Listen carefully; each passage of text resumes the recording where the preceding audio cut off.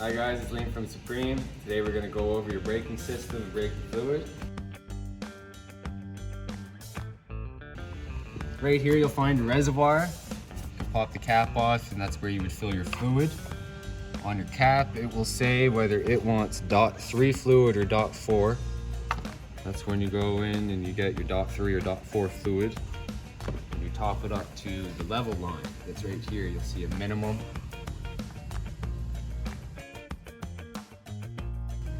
You don't want it to go below there.